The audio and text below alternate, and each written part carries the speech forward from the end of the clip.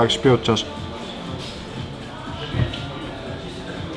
Здравейте, банда, вече сме в Катовице и реално минаха първите 2 дена. Днеска е събота и ще гледаме полуфиналите на CS Major. Тук имаше доста големи изненади, между другото. Аз лека полека ще мина и между срещите.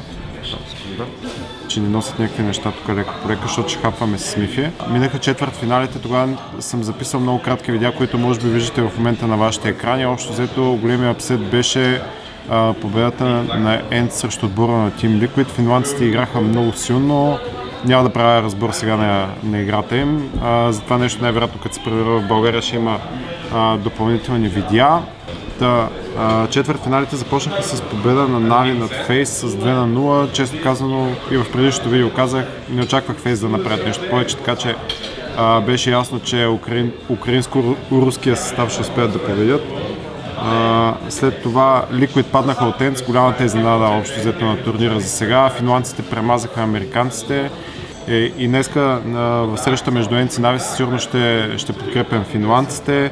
След това гледахме Made in Brazil и Renegades. Често казано, Ренегатите не успяха да се адаптират към сцената и общо взето пак се случи това, което казах и в последното видео. Публиката беше яко за бразилците и общо взето МИБР успяха да стигнат до победа и да се класират за полуфинала. И следващата среща беше доста интересна, така мега сблъсъка в четвъртфиналите между отборите на Астралис и НИП. Често казано, дъчаните се представиха много силно. Първата карта даже можеха да бият на 0. Паджиите от друга страна се помъчиха да се върнат във втората карта, която беше Дъздлен, но нещо някак си не им се получиха нещата.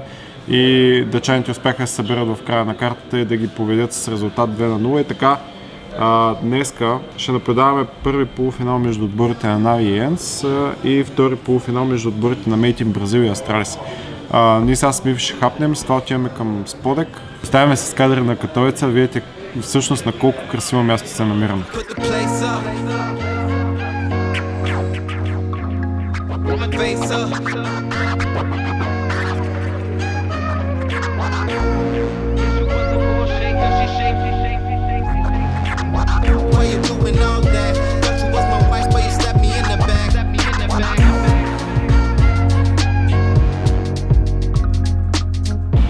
Ето, че се намираме пред изложбените зали, ако мога така да кажа, на Сподек. С малко някъде тук е така, където пише С. Трябва да влезем, да ни проверят багажа и оттам нататък вече влизаме навътре и сигурно ще отидем да поразгледаме още малко, въпреки че последните няколко дена разглеждахме. Чайте да не се спънем тук с цялото техника, което имаме. И с това ще чакаме да започне. Значи в момента е 1 часа местно време. Значи към 4 часа започваше полуфинала, нали? Значи в 4 часа трябва да сме в Сподек и да гледаме. Сега ще видим дали ще има нещо интересно въобще, което се включим. Вие можете да погледнете даже и малко кадри на това как ме джобят и с това малко кадри вътре на експота на интересните неща, които са сложили там. Много са опасни в момента, сеш. Ние сме над закона, приятно. Да, ние сме от тези гадни хора, които... Не, защо сме над закона? Що? Чакай да обясня. Защото, когато тук си вземаш бутилка вода, ти махат капачката, а ние понеже сме смотани ги разливаме. И сега съм внесла контрабанда 2 капачки. 2 капачки си внесла като контрабанда. Да, така че... Другото абсурдно нещо е, че на входа, освен че джобят, в смисъл наистина много бързо си вършат работата хората и нарочно държа камерата така в момента, защото не знам колко ми е позволено да снимам тук като цяло. И не мисля, че ми е много позволено. Тук минават някакви хора около мен, които ги снимат. Добре. Не мисля, че ми е много позволено. Абсурдното е, че като си вземеш вода вътре, ти махат капачката. Ако излезеш с тази вода навънка и влизаш навътре, ти казват, че водата трябва да има капачка и няма как да влезеш с капачка. Без капачка. Тоест може да внесеш вода с капачка, но ако тук си вземеш вода, ти махат капачка. Да. Ами... Това е много голяма драма с капачка. Чакаме Vivo да мине през security-то и отиваме към експозоната да ви покажа сцената на Fortnite и както тук му викат местните детския кът. Общо взето, ако се чуете колко много народ е дошъл тук, това е само една малка част от тълпата, която общо взето е влязла и чакат да се наредят тук за експозоната и за всякакви такива готини неща. Аз не съм много опитен във влогването, така че не ме критикувайте много жестоко. Да се надяваме, че някакви неща се виждат поне и така нататък. Общо взето, тук сега лавираме, минаваме между хората с ръка напред. И сега ще видим къде е. Между другото е тука.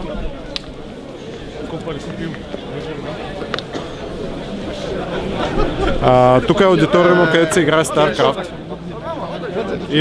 Или в днешния блок, или утрешния ще успея да ви го покажа. То по-скоро утре няма да мога да ви го покажа, защото утре ще играят в залата. Така че най-вероятно днес ще ви покажа аудиториума, там където се играят нещата по StarCraft, а по-късно ще ви покажа и Spodek. Така че връщаме се само след няколко секунди сигурно и нещо е такова. Казвам нещо умно.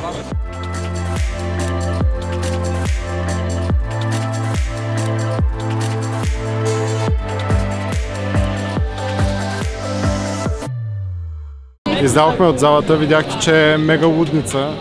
Аз много държа да ви покажа опашката, която има за StarCraft.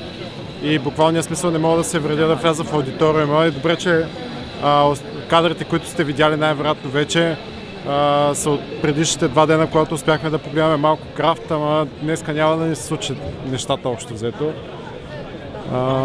Имаме още около час и малко, докато трябва да отидем в Spodek.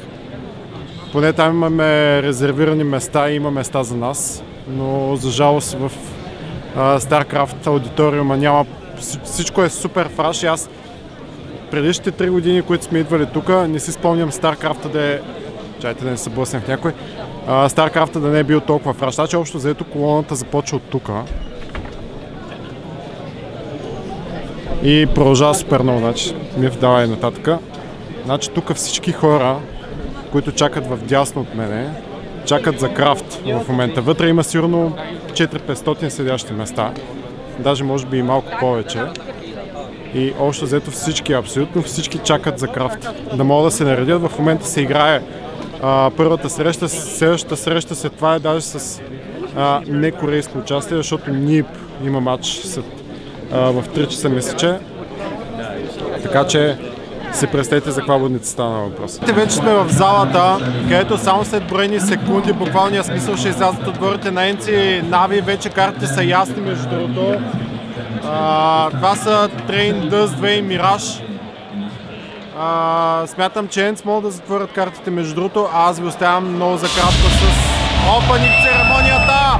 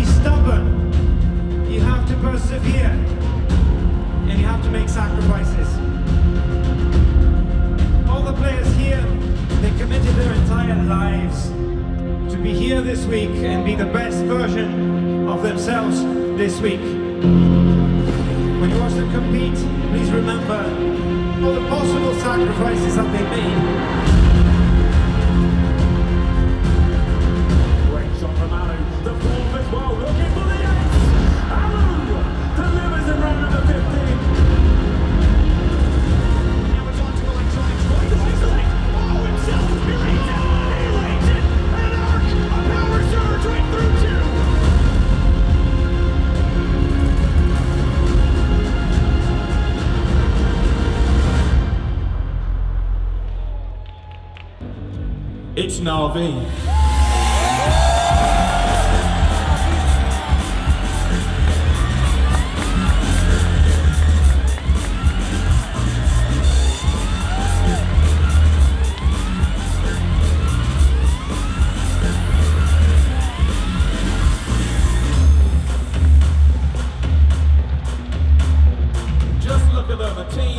Absolute Central European monsters, flaming, ready to get his hands on that pistol. But they are taking a team on that have just achieved more than anyone thought was possible. They're here to make it further than anybody thought they could. Please welcome to the stage, it's ENCE!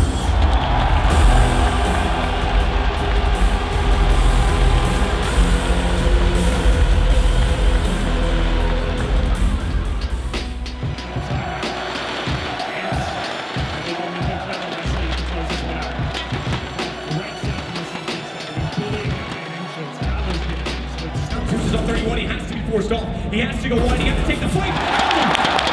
He's going to forward as well. And it's all onto electronic. He's got a trick. But is it going to work? Is the timing there? Ariel seems to know, Matt. I don't think it will. Even if he dies here, it's going to give away his position. This is done. ENCE are doing it.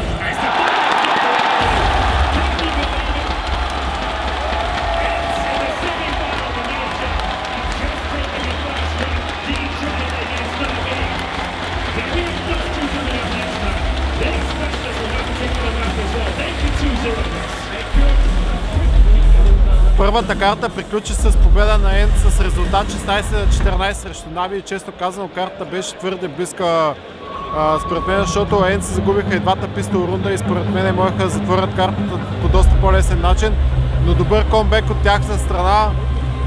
Цялата зала ври кипи за двата отбора, така че ще бъде интересно да видим какво се случи на втората карта, която реално е мап пика на Na'Vi, а именно Dust 2.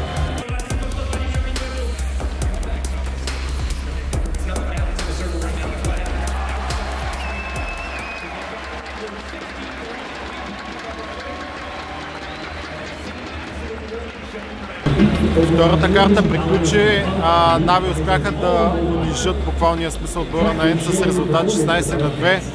Финландците продължават да не печелят пистол рундове, което на мен не ми харесва и всичко ще се реши на третата карта, която ще бъде Мираж.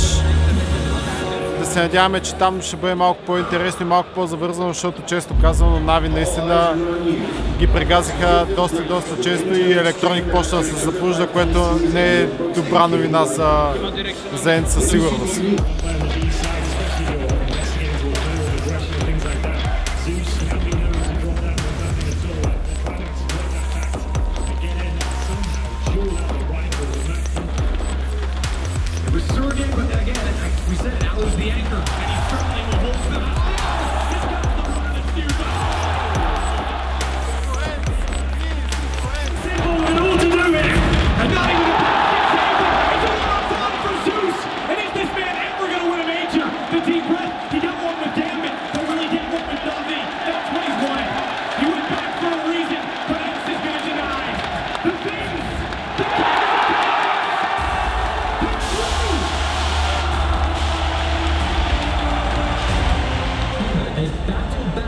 Winning that round and pushed Na'Vi, they pushed Simple. They made Simple play some of the best counter he's played all tournament. You are shaking right there. Току-що се пренаписа историята като финландския отбор на ENCE за първи отбор. Те за първи път някога се класират за мейджор финал и направо нямам глас. Виждате какво се случва, нямам глас. Направо не мога да ви опиша какво е тук. Целият трепер е наистина уникално чувство да си на такова събитие, отбора, който подкрепяш да успее да победи. Simple просто беше достатъчен за Na'Vi, това е истината. Просто Simple направи всичко, което трябваше да направи в тази среща, просто беше достатъчно. Много ми е тъпо за него, обаче съм много щастлив за ENCE, че успяват да стигнат до мейджор финал. Ще се върнем с следващия двубой, който ще бъде между отборите на Австралия и Made in Brazil. Please welcome to the stage, MIBR!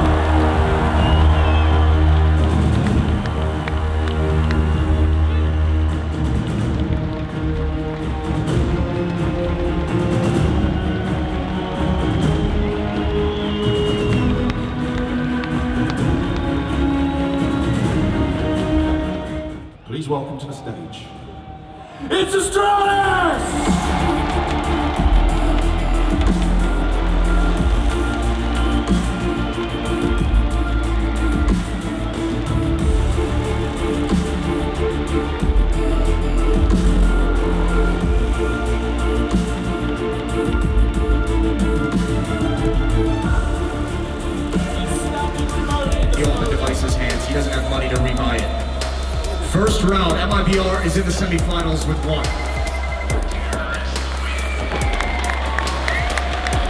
With the save gun. An opportunity to come back into this round. It doesn't get far. Couldn't be seen in terms of the counter-rating they got. There's only one flashbang on Ferg, but he's got a sick flank and he's dropped.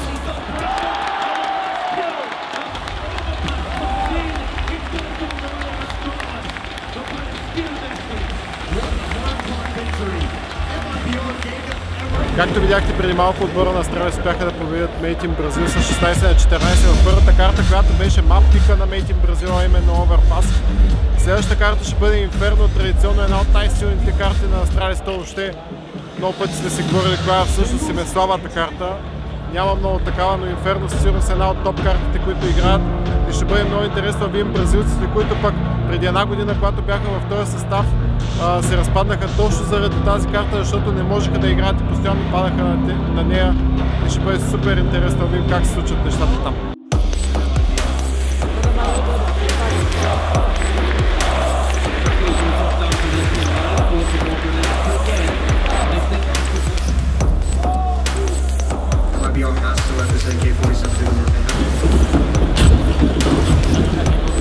Internal screen.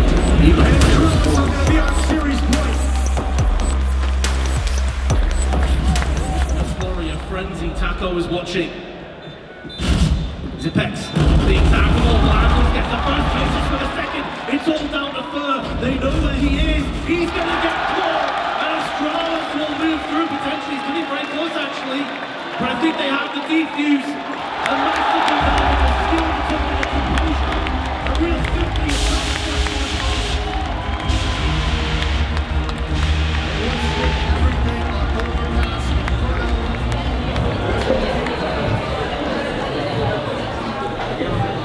Ето, че отпихме първата глътка бира за края на този прекрасен ден.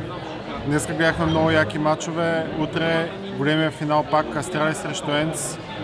Не знам как ще спя тая вечер, защото винаги преди мейджор финал, дори само като зрител, чувството е уникално и нямам търпение вече пак да се върна в залата и да гледам CS от най-високо ниво. Давид срещу Голиат е темата със сигурност за утрешния мейджор. Надявам се видеото от днеска да ви е харесало. Както ви казах, не съм много опитен в правенето на влогове и разни такива работи, но все пак се надявам да сте видяли католица и мейджора малко или много през моя поглед. От тук нататък можете да гледате и следващото видео, в което пък ще можете да видите и финала как е минало. Вие вече знаете, защото аз видеята реално ще ги едитвам след като се прибера от католица, но все пак според мен ще бъде интересно да видим утре какво се случи.